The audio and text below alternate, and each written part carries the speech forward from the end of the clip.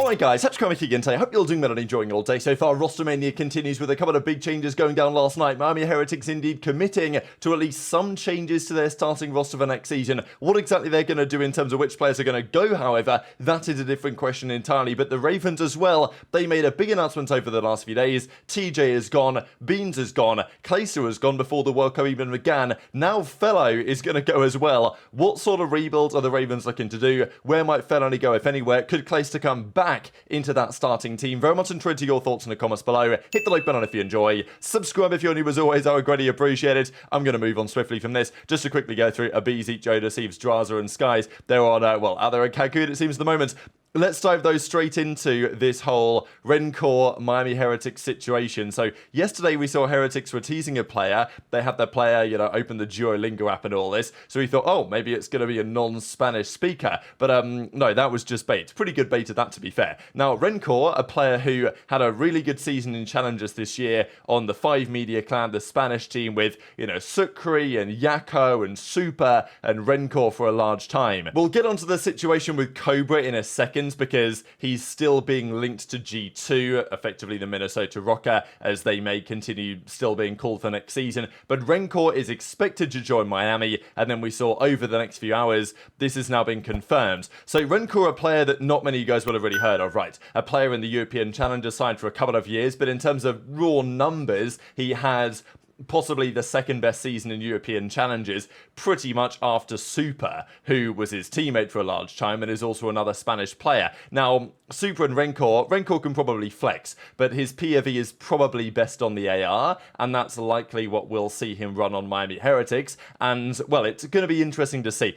First of all, I'm excited that Miami are at least trying something, because as I said the other day, in my opinion, I like the idea of having the Spanish team. I think you can make it work, and I also think that having a Spanish team in the league encourages more talent from that region, in the same way that, with HyDra becoming what he has done, we now get players like Linz, players like Cobra, and other French players start to become more of a potential phenomenon in the league. And I think you can get that with a Spanish organization, a Spanish team. You help develop talent in that region as well. So Rencore's going to be officially on the Miami Heretics. Now, this is the only confirmation they have made so far. They've not confirmed who might potentially go. We know that ErikBooM was on the team and is gone. We know that Journey was on the team and is gone. So the question has therefore been, what are they going to do this time? They have Vikul, they have MettalZ, they have ReeaL, and they have Lucky. That's their team of 4. Now they've got 5 members on their team, but it's still only a 4 versus 4 game. So what are you going to do? Some changes have to be made, and someone's got to go. Who's Rencore going to replace? One of the ARs, you would imagine. So is that Lucky?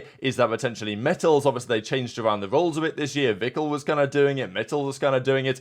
As far as I understand, MettalZ effectively has the keys. I think and you may agree or disagree whether this is a good idea or not, but as far as I'm aware, MettalZ is, from a player point of view, the man with the most power from that team. So, maybe he's making a lot of the decisions. I don't really know, which is pretty interesting because Vikul in some ways seems like kind of like the team captain, but whether that's actually how things work behind the scenes, I don't really know, to be honest. So as Rencore says, as you've seen, I'll be on the team next year. I've been dreaming about this all my life and can't wait to get to work to bring lots of joy to the Spanish COD scene. Thanks to those that have trusted me. So he had a great season, his numbers were great in challenges, and I think definitely a good pickup. The question about this really has been, though, why not get Super, like, either or in addition to, right? Because Super probably had an even better season last year from the Spanish scene and challenges. I believe a player that can speak a decent amount of English, so it's not impossible to imagine that he actually might get another opportunity elsewhere. Like,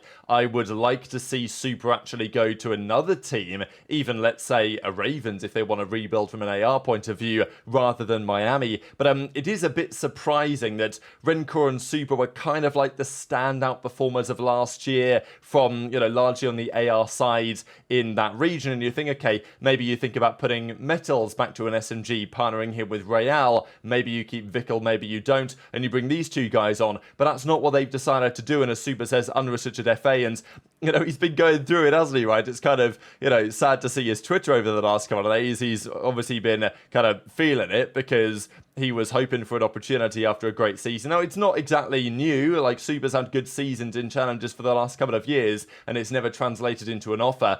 This season, he probably would have expected it more than any other, especially because there's now like a proper Spanish team in the league. But yeah, he's obviously been going through it. He does confirm this, by the way, which I thought was very interesting, especially Lucky's reply, where he basically says the people on Twitter are like, you know, inventing stories and all this. But, you know, it's kind of interesting that Lucky says this just because Lucky might be the man that Super would replace if he was to join Miami, at least as far as I'm concerned. But Super does say, just to let you know, as many of you are asking me, no, I've never had any trouble with any Heretics member. So this is the question around this whole like Spanish politics thing and exactly why Super and Rencor and others aren't getting those opportunities. There's just been a general theory because some of these players have been great, but they tend to have their own factions in the Spanish scene. And Super's like, I've never had any problem with any Heretics member. There's no beef between me and any of those guys. So, you know, if that's true, like, good. Like, I hope that's true. And hopefully that's not a limiting factor for Super to potentially get a spot on that team. But there's got to be something going on there, just because lots of people have talked about it before. The fact that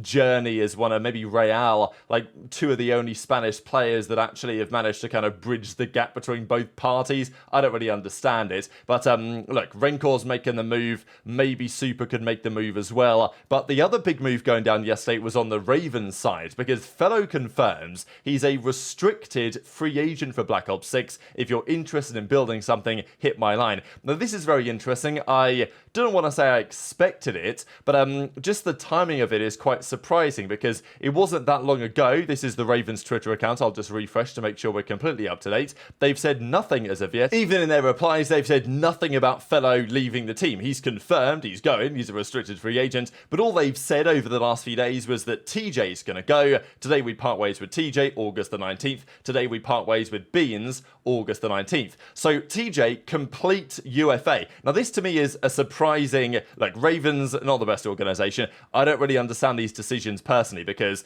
TJ was, you know, a good player this season for sure. Improved a lot over the last year and potentially a player that you could have got a buyout for. Like, I'm happy they did this if they don't want to continue with TJ, and maybe they do just because it's possible that they just bring him back, right? This is always a possibility that you release a player and then if he doesn't get any better opportunities, you can say, all right, Tej, do you want to come back for the new season? They're like, yeah, sound. Let's make it happen. They could do the same for FeLo as well. But Tej was a good player this year. He improved substantially over the last couple of seasons. SMGs are always in higher demands than ARs, generally speaking. So if you were going to keep anyone as a restricted free agent, I'd have thought TJ might have been the man. Beans, probably you never had the opportunity anyway, just because he only signed a very short-term deal, we think, for the World Cup. But Tej you could have kept on maybe, but they completely released Tej, completely released Beans. They've said nothing about FeLo, but FeLo himself says he's going to be a restricted free agent. So that basically means they don't want to continue with him, but they're keeping him under contract to try and get a buyout, which is pretty tough for FeLo, to be honest, right? Because I don't really see another organization coming in and paying a buyout for Felony. It's possible. I think it's pretty unlikely. He was good this year. On LAN, he was pretty good. Online, not really. So the question then is, what do Ravens do next? Because they've released Tej entirely, so their roster now effectively consists of Gwyn, which is pretty much what we expected, right? Like, Gwyn says, it seems kind of unlikely that anyone's going to pay a big buyout for Gwyn. You know, I think Thieves were possible before they had a good result at Champs. Now, Gwyn is probably going to stay on Ravens. As I say, if you're a top 4 team, let's say you're even a Toronto or a Cloud9, and you are looking to try and improve, which is difficult to do with the way that the league currently is and the players that are locked down, Gwyn might be someone to look at, but, you know, it's not like Ravens are going to let him go willingly. They're going to extend his deal, and if someone comes in with a big buyout number, maybe Ravens say yes. I don't think that's impossible, to be fair, because Ravens need every penny they can get, it seems, at the moment. But, you know, they're trying to get money for Felony, so, you know, it is what it is. FeLo will unfortunately probably stay as an RFA, and if they do then completely release him at some point, it's pretty likely that it's going to be too late, right, for him to get a starting league spot next season. So that's kind of unfortunate. But where do Ravens go from here? Let's say they do keep Gwyn on the roster, then what do they do from there? Is Clayster coming back? I think that's the big question right now, because there was a debate during the World Cup, even before it, whether when they made the decision to keep FeLo over Clayster, when they made the change Clay for Beans before the World Cup, whether that was the right decision or not, and had the roster been, let's say, Clayster, Beans, Gwyn, TJ, would that have been better than the team they had at the World Cup? Because they're pretty good at the World Cup. They obviously dominated Vegas twice in groups to get out. Then they went down to the first time of us going to the bracket, but it wasn't, you know, absolutely dominant on the other side. Just, you know, bit of inconsistencies really throughout the team. Clay is very keen to return. That's very evident. Good relationship with him and Brian Saint, of course. And Clay has made it pretty clear that, yeah, there's an opportunity out there. He's going to try and take it. So, you know, I don't think that's impossible either, that Clay and Gwyn might, you know, be again a team of two for next season. But instead of maybe FeLo and Tej, it's two other players that are alongside them as well. Potentially it could still be Beans. I mean, it's not impossible they look to bring it back. But, you know, I think Ravens might do something like that. And if I look at Clayster and I look at like his options for next year, this definitely again seems like an attractive possibility. And it also means that Clay wouldn't have to go through all the roster drama. We heard Clay talk about that last year in some detail, right? That he doesn't want to go through a 3-month period of trying to finesse roster spots. If Brian Saint and Ravens say, hey, Clay, do you want to come back? Like, he signs the deal and it's done and dusted, no dramas. So I think that would probably appeal to both parties potentially. But it's not like there's only, you know, there's only a few ARs looking for these spots. There's Slasher, there's Accuracy, there's Clay, there's Felony. Even the likes of Harry, who obviously had his moments at the World Cup, certainly in Search and Destroy with some great clutches, in Control especially as well. Unfortunately for that Gentlemates team, they were just shocking at hardpoint. But every other game mode was pretty damn good, and they could have potentially made it into the bracket play had their hardpoint been somewhat better at the event. Mohawk as well, he's looking to come back, right? So Mohawk's had a very interesting career. He's been in, he's been out of the scene, he's been taking a break, and, you know, we're pretty sure that a couple of years ago, now maybe the Cold War season, he got an offer from Paris Legion, as it was then, to go and play for them. He said no. He felt like, you know, he'd get a better opportunity elsewhere. Never really happened, even though he won Challengers Champs a couple of years in a row. There's been lots of drama about this player, but it's cool to see that he's going to be back. And of course, there was, well, Dashy in the replies saying, hey, like, let's get ready to go for the new season type thing. Now, like, they're not going to be teaming together, but Dashy giving his support to Mohawk in his adventures to try and get back into at least a top Challengers team, and therefore back into the CDL as well. But it is obviously highly competitive right now to even try and get into this league. There are only so many spots that can go around right now, especially now the Falcons are going to be the full Saudi team, with Miami still being the full Spanish team, and, you know, with Cobra potentially getting a spot, with others potentially getting a spot as well. We think potentially Cobra to